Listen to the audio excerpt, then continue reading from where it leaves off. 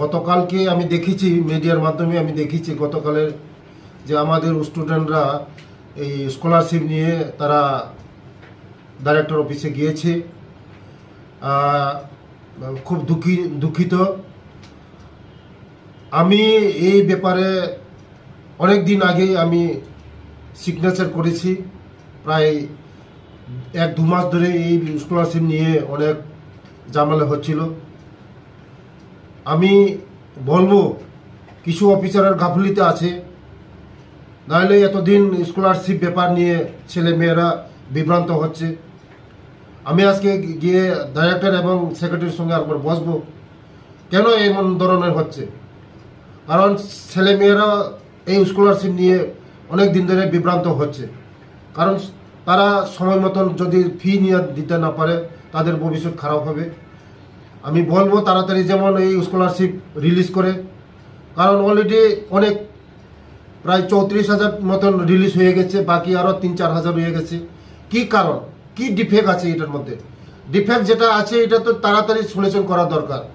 আমি চাই 1-2 দিনের মধ্যেই তাদের সলিউশনগুলি হয়ে স্কলারশিপ তাড়াতাড়ি রিলিজ হোক।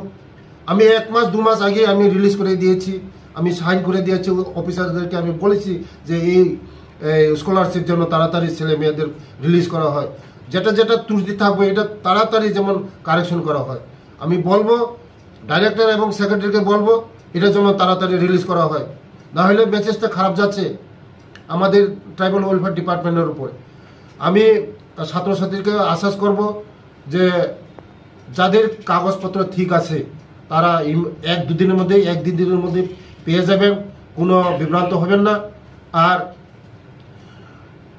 গত বছর থেকে যে স্কলারশিপ যে এনএসপি পোর্টালটা খোলা ছিল, 2-3 বার পোর্টাল খোলা ছিল, এটা এবার একবারই হবে। আগামী 31 অক্টোবর, আমি বারবার রিপিট করছি, আগামী 31 অক্টোবর পর্যন্ত এই পোর্টালটা খোলা থাকবে। আমি গার্জেন এবং ছেলে মেয়েদের আমি অনুরোধ করছি, সব কলেজ ইউনিভার্সিটি সবাই যেন 31 অক্টোবরের মধ্যে এনএসপির মাধ্যমে এই পোর্টালের মাধ্যমে সবাই যেন অ্যাপ্লাই করে।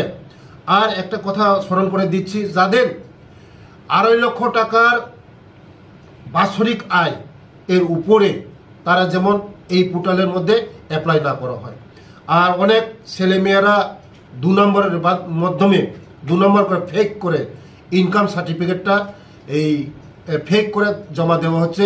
আমি অনুরোধ করব, গার্জেনদেরকে অনুরোধ করব, ফেক ইনকাম সার্টিফিকেট যেমন না দিয়ে আপনি ওই পোর্টালের মধ্যে অ্যাপ্লাই না করা হয়। কারণ যদি ভবিষ্যতে যদি ধরা পড়ে কোনো ছেলে মেয়েদের বাবা মা চাকরি করে, তে ভবিষ্যতে ওই যারা চাকরি করে তাদের ভবিষ্যৎ খারাপ হবে। তার জন্যই আমি অনুরোধ করব, সব গার্জেনদেরকে অনুরোধ করব, আপনারা যেমন এই ফেক ইনকাম সার্টিফিকেট দিয়ে জমা না করেন। নমস্কার। যাদের আপনি বললেন যে হবে ব্যবস্থা, কেন হবে না, কেন এই ধরনের হচ্ছে? কারণ সরকারের উপর আমাদের জনপ্রিয় মুখ্যমন্ত্রী চাচ্ছে সঠিক সময়ে সঠিক কাজ করার জন্য, সঠিক সময়ে সঠিক কাজ করার জন্য।